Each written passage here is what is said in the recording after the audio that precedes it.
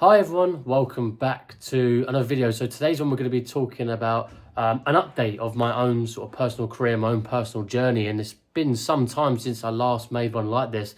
I only really make ones when I sort of have a talking point, something to really talk about, and today that has been the completion of my apprenticeship, how these sort of 5 months have been and how I've just sort of cracked on and how I'm doing in my own job. So starting off, these 5 months have been quite an interesting one. If you watch my previous video, I sort of spoke about how the job's been past couple of months. I've recently moved department to a total different sort of role, if you will. And that was my actual role, but I had to wait for certain things to happen before I could go into it.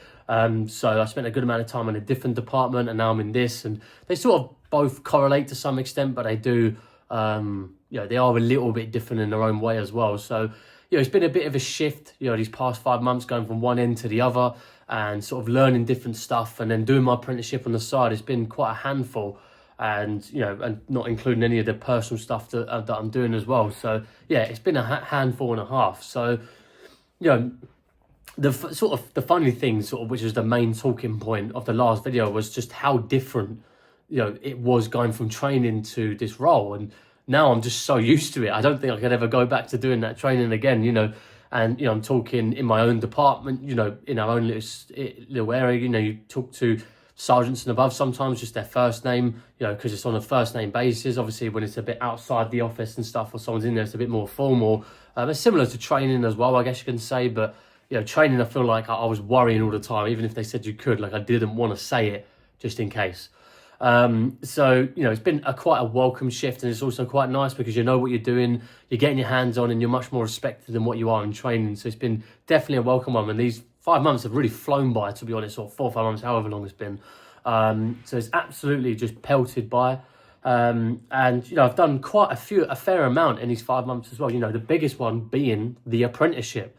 Now, for anyone who is tech, for anyone who's gone in the tech role, not just CCS, this is AV, mech, this is armourers, all the other sort of stuff.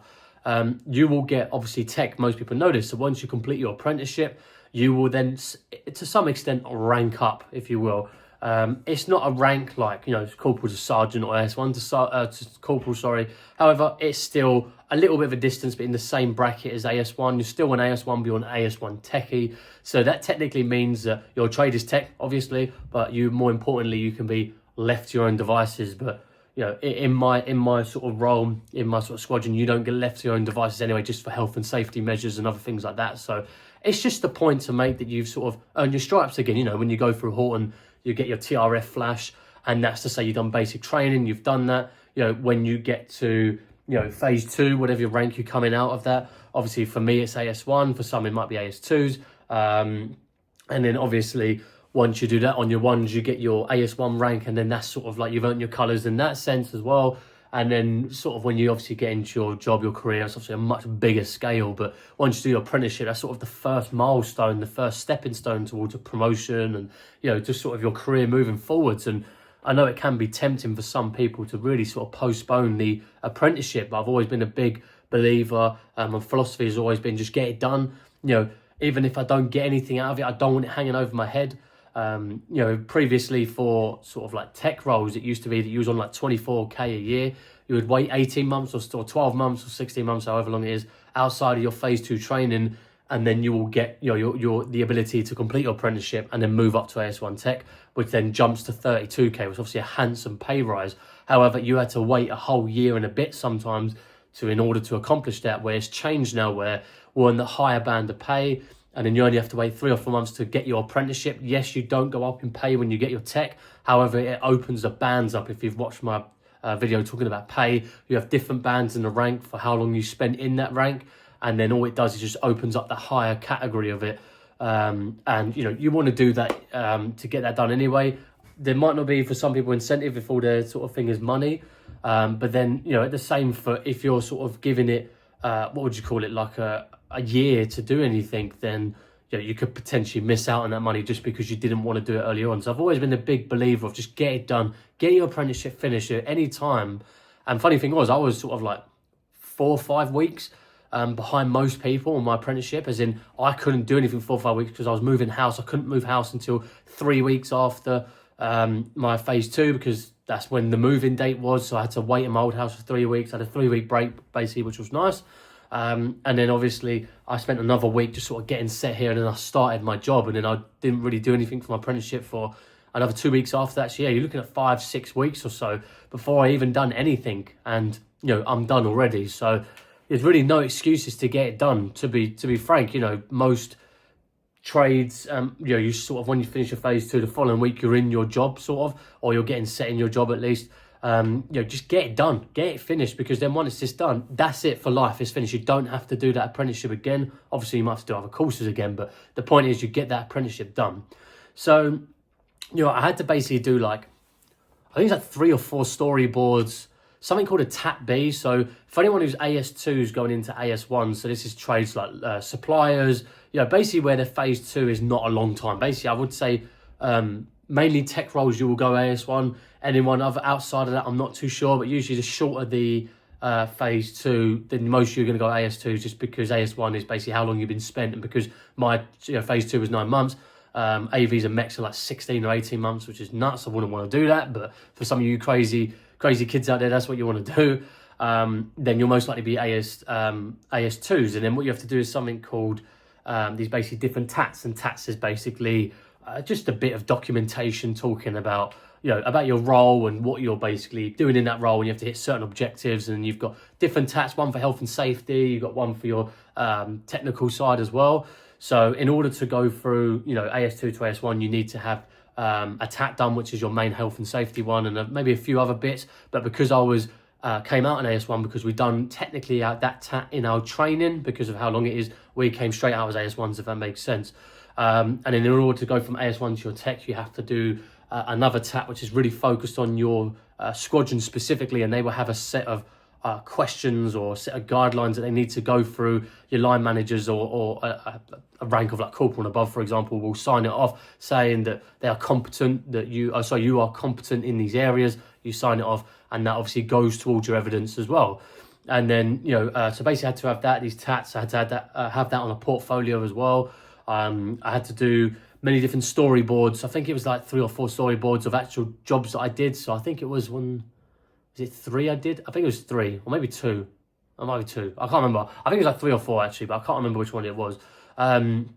But yeah, so then once it came to the apprenticeship, so once that's all done, you will then have to do a few more bits of paperwork, and then it comes to your endpoint assessment. So your endpoint assessment is where they basically assess you on everything you learned in your phase 2. For me, that was at Cosford, obviously at CCS trade. So that's all networking, that's all the cyber stuff, all the stuff that we sort of got taught in phase 2. Then they take your storyboards, your pieces of evidence to prove that you are competent. For me, as a network engineer, or an IT engineer, whatever you want to call it.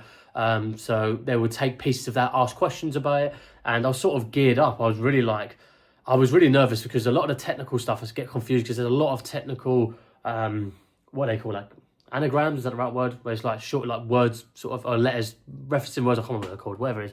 You know what I mean? And there's so many to remember and what they do, so I was really struggling. I was revising for at least 4 days, for at least an hour a night, just going over everything. Fortunately, because I went through Cosford, done 9 months there, I went, obviously my role, there's parts of it in Cosford that still relates to this as well. And, I sort of kept on top of that, so it weren't such a shock to go back into it, but it was just sort of refreshing myself, blowing the cobwebs off, to remind myself of what they do, certain aspects of it. So it was it was a bit of a nightmare to get all the paperwork done, but the actual endpoint assessment was actually all right. They didn't actually ask tons of technical stuff. I think there was 4 or 5 technical ones. One of 2 or 3 of them, probably about 3 of them actually, I just knew off the top of my head, so it really was quite easy. The other stuff I had to really sort of dig deep and remember. And sort of other things like that, or maybe about 6 actually, if I remember correctly. But again, there was we spoke about loads of different stuff, but they're really sort of asking about, funny enough, how my job's been, what I do in my job. Obviously, I couldn't really tell them everything due to the nature of my job, but I told as much as I could. Then they asked about, do you agree with this? How do you feel with this? One of them was sort of it mentioned about DEI and all this other stuff. How does DEI affect a workplace, and is it good? Or does it positively affect it, or whatever the question was. And although I don't particularly like DEI training, I think it's common sense for most people, but it's the way it is.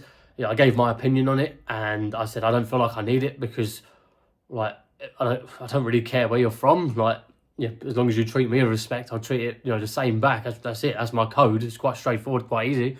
But once I said that, he was happy with it, moved on, and there's other things like that, like similar to that, health and safety stuff. Diagnostics equipment was a big one as well, and sort of other things like that. So it weren't really like such a difficult, for me personally, it wasn't such a difficult an assessment. Now, for obviously many people, they might ask more strict questions, difficult questions, obviously depending on your trade as well. But for me, it was actually all right. And I actually came out of it with a distinction, which is the highest grade that you can earn. I was very, very happy with this. I was expecting a pass at the maximum. There was a point in me that I thought I didn't pass because I missed something out. So I missed like one thing out. The other one I gave barely any answers to, but I gave an answer. But there's obviously certain aspects, mainly I knew about diagnostics equipment in order to get a distinction grade. Specifically, you had to sort of like explain diagnostic equipment in depth, what one you'll use for what. And I knew that because fortunately in my current role, it involves a lot of diagnostics equipment. So I knew a lot about it, fortunately. So that was obviously quite a confident answer that I gave him. And then, came out of a distinction. So you can't really complain. And sort of just to end this sort of video off, guys, when it comes to doing your apprenticeship, when it comes to getting a grade, yes, there might be qualifications you can do in the Air Force that is, sort of supersedes it. Definitely in my trade, there's a lot of qualifications you can do that supersedes it.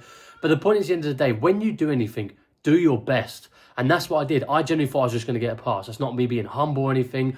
Or maybe it was a little bit. But, I thought, I mucked this question up. The question was really easy. Like to most network engineers, I won't talk about it here because, some people are like, what the hell is that? Don't want to blow anyone's brains out. It's like it's almost like the core of what a network engineer is. And I just forgot what it was.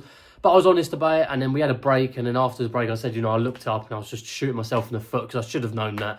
And maybe he sort of looked at that and thought, fair enough, there's a lot to remember in this aspect. So, even though it's a really important one, especially when it comes to networks, but, things happen. It's just the way it is. But I feel like my other answers were sufficient enough to warrant a distinction grade, which I'm very happy with. I think it's like the first time I've earned like a full-on distinction, and schooling's not my forte, I promise you. But when I look back, I'd done the work. The sort of 2 night before, I was with my fiance. We spent almost 2 hours going through questions, going through what does this mean, what does that mean. Going through everything and just preparing for it, because that short time that I sacrificed, doing the things that I want to do, I have now achieved that, and now I can do the things I want to do with a high grade, and I'm proud of it. I'm happy with it.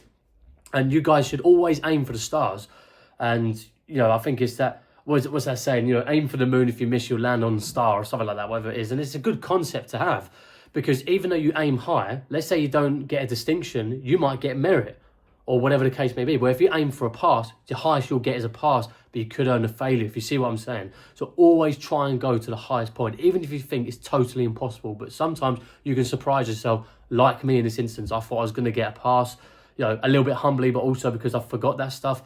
And I got a distinction. So I'm very, very happy. But that's going to be the end of the video, guys. I hope you have enjoyed it. It's been, I don't really know what sort of is going to be the next what would you call it, video we're going to be doing in terms of my update. It'll probably maybe be a promotion. So it might be quite some time before I do an update. But I might do a Christmas one, end of year one, something like that. But yeah, anyway, whenever that is, guys, I'll see you in the next video. Take care. Bye-bye.